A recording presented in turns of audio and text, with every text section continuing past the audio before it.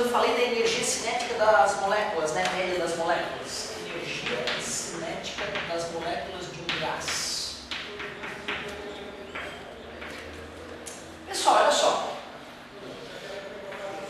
Às vezes, existem processos dentro de um laboratório que é difícil realmente para o leigo compreender. Quando aqui na aula eu vou lá e faço uma tabelinha, vamos lá, vamos jogar uma carga de teste e vamos medir a força. Para uma carga de 2 coulombs, 10 newtons. Para uma carga de 4 coulombs, 20 newtons. Pô, cara, eu já deixo claro para vocês, né? Que bom que no laboratório virtual nunca tem casa após a vírgula. Que bom, tudo fica mais fácil de entender. Na prática não é assim. Na prática é bem mais delicado, é bem mais difícil a gente medir as coisas, é bem mais caro.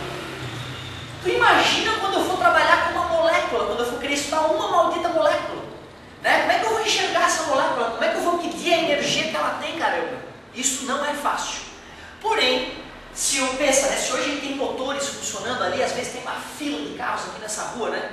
Às vezes os carros são velhos já e o bicho está funcionando, cara. É impressionante como a engenharia é poderosa. Às vezes eu que tenho noções de engenharia, eu olho para aquela fila monstruosa, vejo que muitos carros são velhos e eu digo, como é que não tem um desse que não quebra agora? Às vezes tem um parado ali, né, que dá uma atrapalhada no trânsito, mas é raro. Se esses carros mal acabados funcionam, tu imagina os equipamentos que temos nos laboratórios de física, por aí pelo mundo afora, de física e química. Eles são realmente equipamentos fantásticos. Alguns desses equipamentos nos permitem pegar um gás, aquecer um gás e ver o quanto o gás se expandiu. E tu concordas que ver o quanto o gás se expandiu está relacionado com a energia das moléculas do gás? Ou seja, imaginem vocês que eu tenho uma máquina que eu posso aquecer um gás e medir a energia cinética, mas não a energia cinética do gás todo, de uma maldita molécula. Certo? O que os caras perceberam? Que quando eu dobrava a temperatura do gás em... qual é a escala mesmo? Em Kelvin, a energia cinética da molécula dobrava. Quando eles quadruplicavam a temperatura em Kelvin do gás, a energia de cada molécula desse gás quadruplicava. 3 vezes menor a temperatura em Kelvin, energia cinética, 3 vezes menor. Só que eles percebiam que tinha que ter uma... para poder comparar a energia cinética em joules, unidade de energia, com a temperatura em Kelvin, unidade de temperatura, tinha que ter um númerozinho mágico ali para ele poder relacionar essas grandezas. Observe também, gente, que o Kelvin criou a escala de temperatura dele com uma ideia. Ele se baseou no Celsius, lembra? Ele descobriu qual era a menor temperatura que existe, menos 273, mas ele quis que variasse junto com a Celsius. Ou seja, o fato de o Celsius ter chamado água derretendo de 0, gelo derretendo de 0 e água em ebulição de 100, interferiu na temperatura em Kelvin. Ou seja, essa temperatura em Kelvin não está cotada no núcleo do átomo, o ser humano criou esse número. Tudo bem? Joule. Joule, a ideia de joule, o que é um joule? Vamos lembrar o que é um joule? Um joule é pegar uma força de 1 newton e atuar no objeto por 1 metro. Se eu pegar 1 newton de força e arrastar uma cadeira por 1 metro, fazendo 1 newton, eu vou ter gastado 1 joule. Tu concorda que a ideia de joule tem a ver com a ideia de newton, que é força? E newton, o que é 1 newton? Teve alguém que descobriu o que era que definiu o que era um quilograma, né? Olha, a partir de hoje, isto aqui é 1 quilo. E foi assim que a gente desenvolveu a ideia de Newton.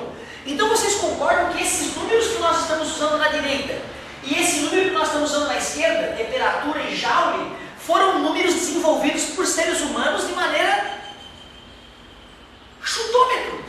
1 quilo. Certo? 1 quilo. O que é 1 metro? Não, 1 metro eu acho que é isso aqui. 1 metro. E a galera começou a padronizar. Para não ter problema, fabricaram 1 metro, que é o método padrão, que até hoje está lá no Museu de Sèvres, na França. Hoje não é mais seguro usar um objeto de 1 metro, porque ele é impreciso, ele pode esquentar, esfriar e variar tempo de tamanho. Então a gente usa a velocidade da luz para dizer o que é 1 metro. Mas o importante é vocês perceberem que em laboratório nós percebemos que temperatura é diretamente proporcional à energia da molécula. Só que para poder tornar isso igual, eu precisaria de um númerozinho para ajustar esses números que foram criados por pessoas diferentes em épocas diferentes. Então tu podes entender que essa constante ela vem para isso, para a gente poder relacionar duas grandezas diferentes. E essa constante que relaciona a quantidade de energia de uma maldita molécula com a temperatura de Boltzmann. E já que eu estou falando de uma energia, da energia de uma molécula, não pode ser um número grande, né? Por isso, 1,30 e poucos, cheguei a passar para vocês, vezes 10 na menos 23.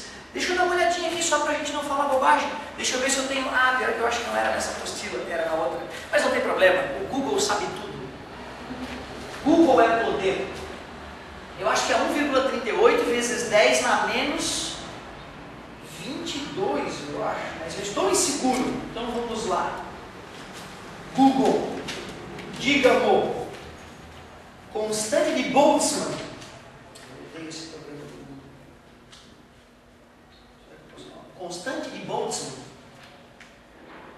Ah, entendeu? Olha lá, errei por 10, eu falei 10 na menos 22, era 10 na menos 23, errei. 1,38, a constante de Boltzmann, 1,38 vezes 10 na menos 23. Olha que legal, quero ver se vocês entendem isso aqui, ó, metro quadrado, quilograma, segundo na menos 2, Kelvin na menos 1. Olha a unidade que ele colocou ali, galera. Por que será que ele foi tão cruel? Metro quadrado, quilograma, segundo na menos 1, Kelvin na menos 1. Vai dizer que não seria muito mais gostoso escrever Joule por Kelvin? É, né? Só que Joule é Newton por metro. Concorda comigo? E Newton é quilograma dividido por metro. Aliás, Newton é de física do amor, não é? É quilograma metro por segundo ao quadrado. Aí aquele segundo ao quadrado ele colocou o segundo na menos 1, na menos 2. Só isso, certo? E o Kelvin também, em vez de colocar sobre Kelvin, ele colocou Kelvin na menos 1. Então isso é uma maneira feia de escrever Joule por Kelvin. Então assim, realmente tem algumas coisas que no começo o cara não tem como digerir, né? E é com o tempo que a gente aceita que existe uma relação direta entre a temperatura e a energia das moléculas. E por que para mim isso é mais familiar? Porque eu já fui para o laboratório, já fiz experiências a respeito disso, vai te familiarizando, já não é tão bizarro. O mais incrível é que essa constante aparece em outras áreas bem diferentes dessa, e é muito importante essa constante de Boltzmann. Constante de... Ah, mas não é, eu ia dar um exemplo da constante de Boltzmann, mas não está na hora ainda. Logo, logo em física moderna nós falaremos um pouco mais sobre essa constante.